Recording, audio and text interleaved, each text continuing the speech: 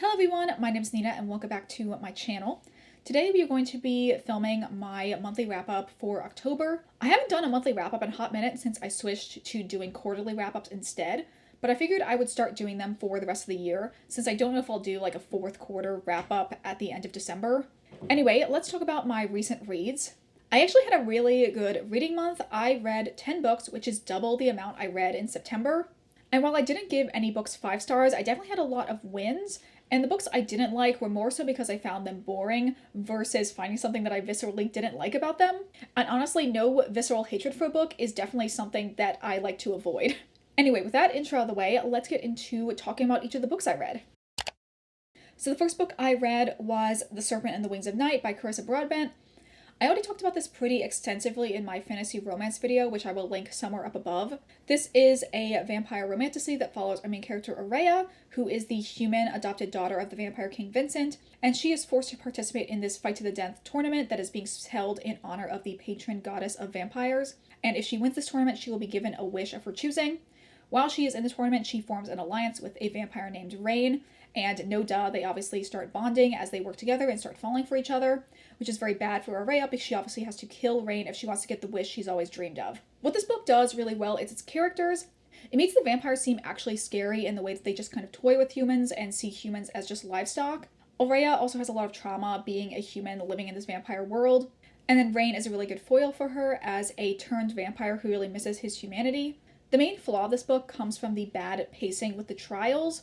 The tournament is broken up into 5 separate trials where in between we see Aurea and Rain training together, which I feel like is supposed to help the character development, but I feel like overall hinders like the momentum of the story because I kind of just ended up seeing the trials as just like time periods for us to get through versus areas of the story where a lot of like interesting things were actually going to happen. Overall, I do think there were a lot of good elements in this book, but I feel like the first 2/3 were really weighed down by the minutiae of the trials.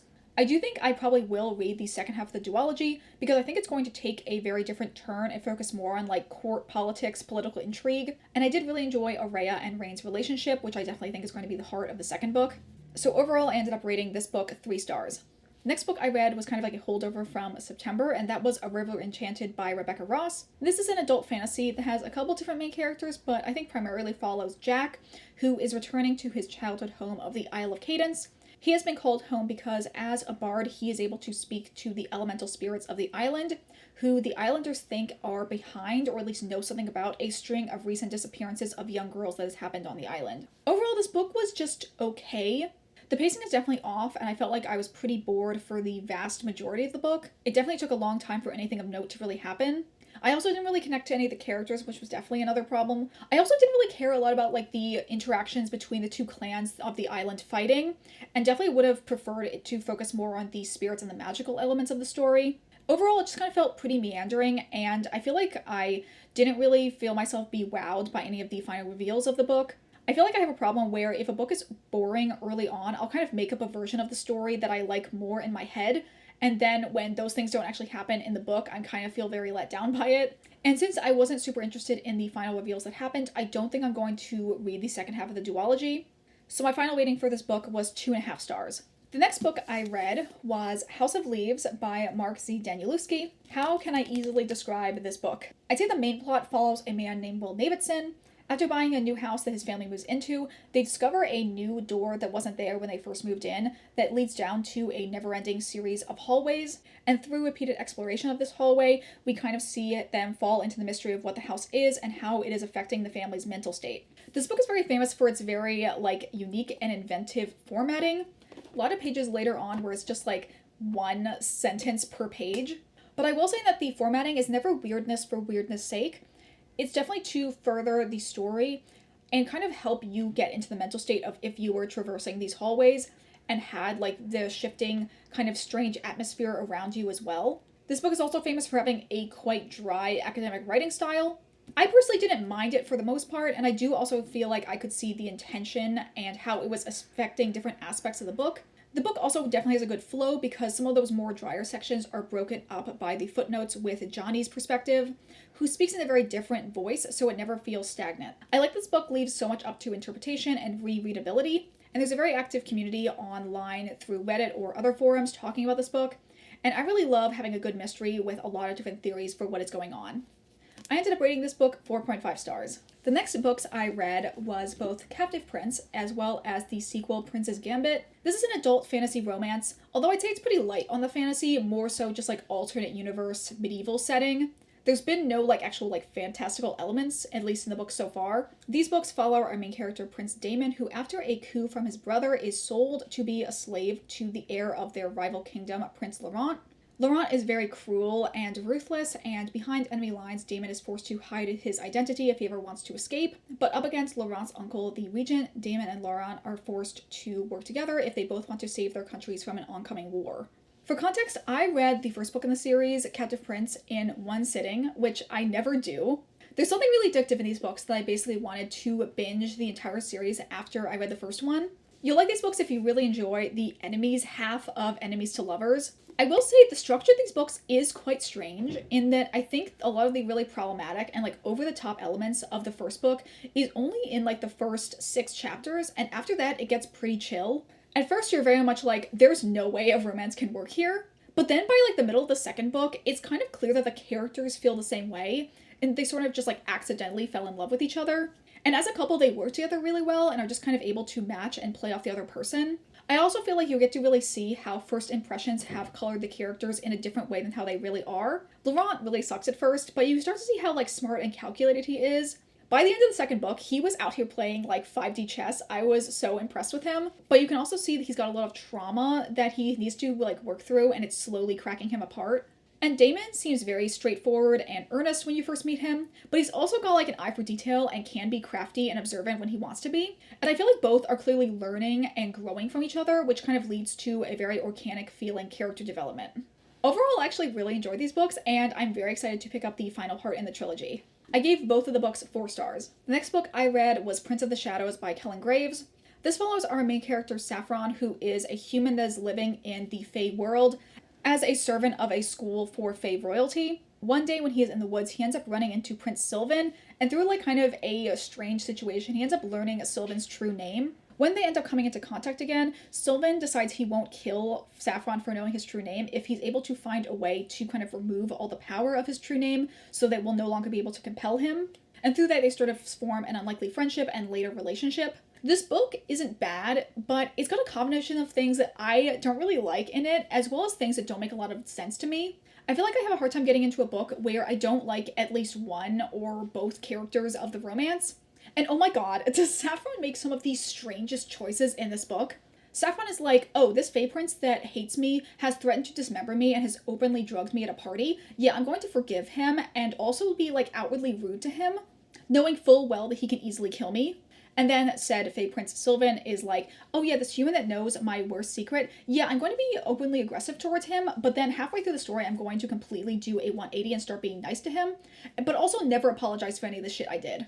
I saw a review that was this book is if the Cruel Prince was gay, and if that's the case, these two are a very, very poor man's Jude and Cardan. It's not very often that I prefer the straight version of something to the gay alternative. But overall, I just could not get into the romance between these two characters. I do have to say positively, I did really like the writing style, and I would definitely check out another one of Kellen Graves' books. I think they have at least 2 other books that are in the same universe but following different characters. So I'll probably end up buying one of those books instead and see how I like that one.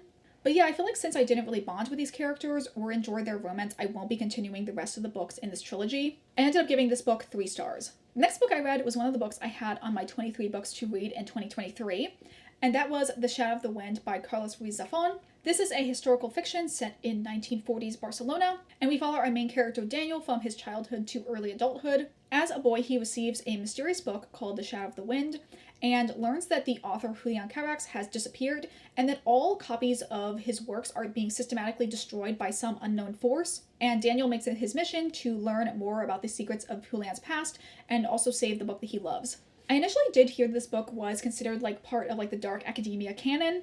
While there's not a ton of formal academia, it's definitely a book for people who love books. There's a lot of description of the beauty of the books and the magic of a story of a book. Plus, Daniel and his father own a bookstore, so a lot of scenes do take place when Daniel is working at the bookstore. This book overall has amazing vibes. It makes me want to do a walking tour of Barcelona so bad. And I didn't even realize, but at the end of my copy, there is actually a walking tour showing all of the sites that Daniel goes to throughout the book and where like their real life equivalents are. Me and my wife do have kind of like tentative plans to go to Barcelona in the next couple of years, so I'm definitely going to have to partake in doing that tour when I'm there. I really enjoyed all of the characters in this book as well. I love Daniel and his friendship with Fermin. They're really just like everything. And there's also such a good villain in Fumero. He's so fucking creepy and an asshole, and him being a cop, like both like one makes sense, but also two just kind of like shows how bad people like him can get when they're in positions of power. I also primarily listened to this as a audiobook done by Jonathan Davis, and that one was so amazing. Great like characterization and voices done for each of the characters, as well as like a lot of like musical interludes that really help set the scenes up very well. Overall, I really enjoyed this book and I gave it 4 stars. The next set of books I read as part of Katie's Readings 24-hour readathon that she does with her Patreon. The first swap was to read a book with your favorite supernatural Halloween monster. I wasn't sure what I was going to choose for this prompt, but I ended up deciding to go with Ghosts, mostly because I really wanted to read Don't Tell a Soul by Kirsten Miller. This book follows our main character, Bran, who after a scandal has to move to a remote small town to live with her uncle, who is restoring this old Victorian mansion, which, as Victorian mansions are known to do, is rumored to have 2 ghosts of women that have died in the mansion still residing there. And when Bran starts seeing what she thinks is the ghost of one of the women in the mansion, she gets pulled into a larger web of mysteries where every person in the town is a suspect. I actually really enjoyed all of Bram's backstory, which usually is the part in YA horror that I usually like the least. I feel like Kirsten Miller had a very clear like message and vision that she wanted to go for with Bram's story.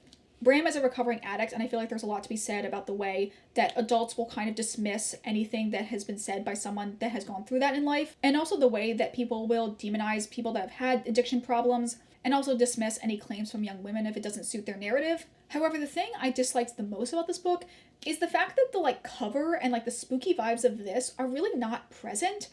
I was going into this book expecting a more creepy ghost story, and that just didn't really ever come to fruition. So I feel like it just was kind of like maybe mismarketed, or I judged a book by its cover and it didn't really have the same elements that were on the front cover that were actually in the story itself.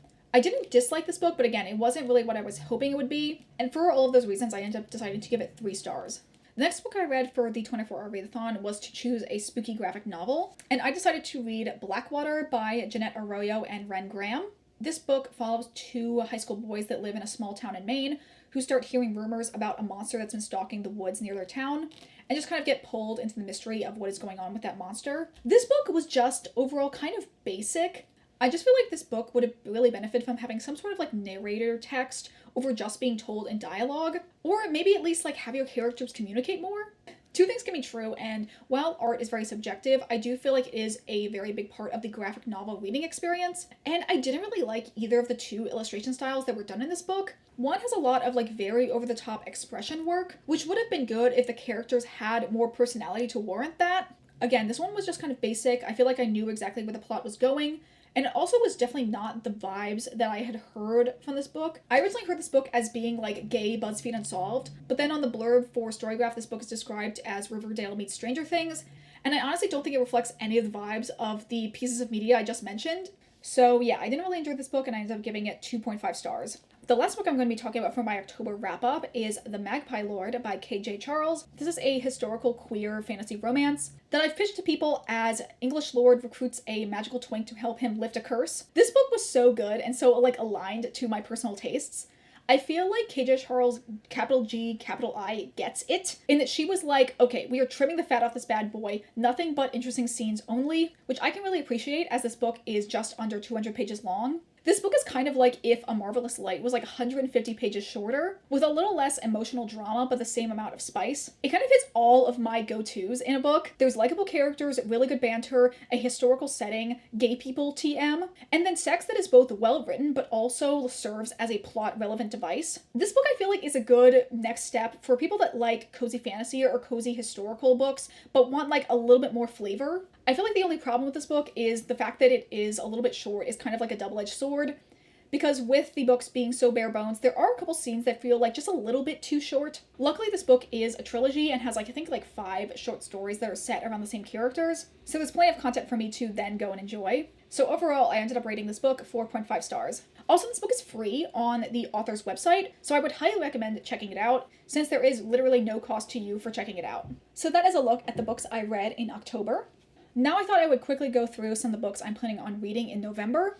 During November, I'm planning on participating in the Bloom and Readathon, which is run by Allison Pages here on YouTube. This is a month-long readathon done in like a bingo style, and overall it's just supposed to be pretty chill. I don't remember 100% like what the names of all the prompts are, but I do remember what exactly the prompts are supposed to be for. So I have picked out quite a few books on my physical TBR to add to those prompts.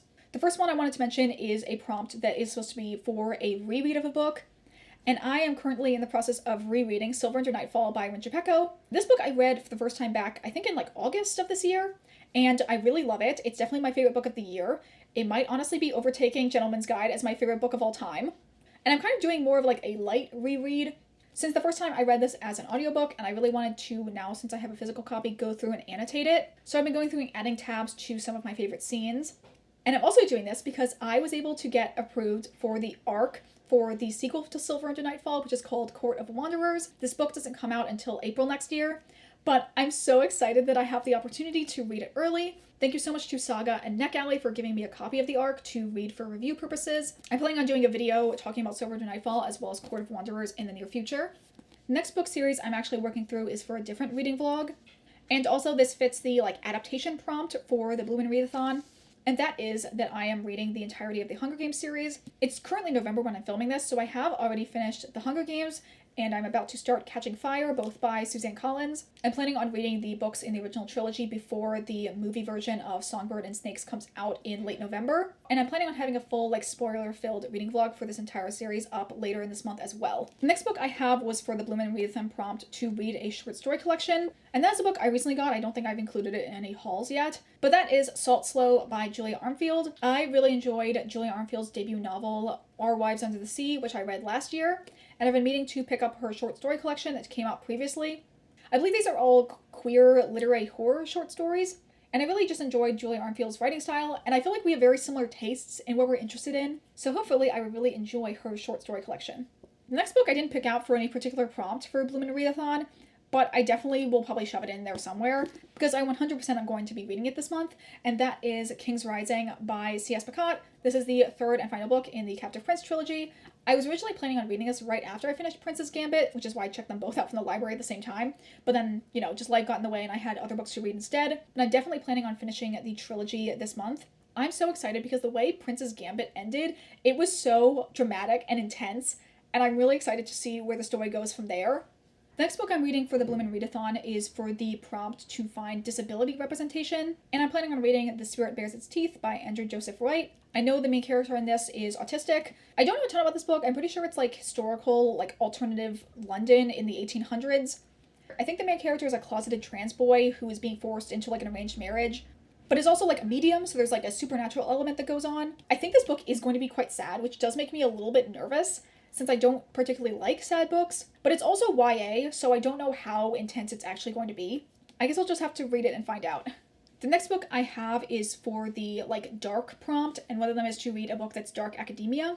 And I decided to pick out A Study in Drowning by Ava Reid. I got this in my September Illumicrate, and I'm just trying to overall read a lot of my special editions as soon as they actually like arrive to me, as opposed to putting them off. I also don't know a ton about this book. I believe it follows a main character who is like a literature student, and she gets invited to like do work at this like old decrepit home of her favorite author.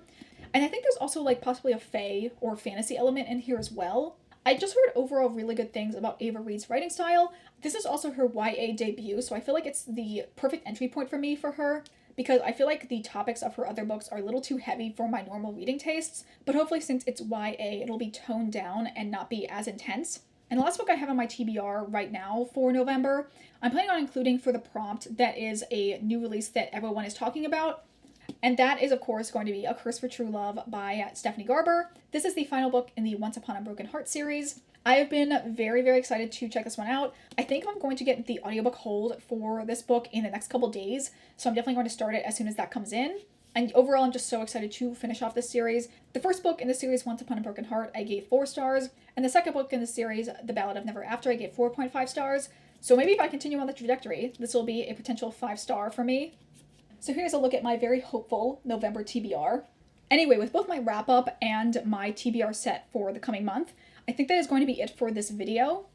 Thank you so much for being here with me today.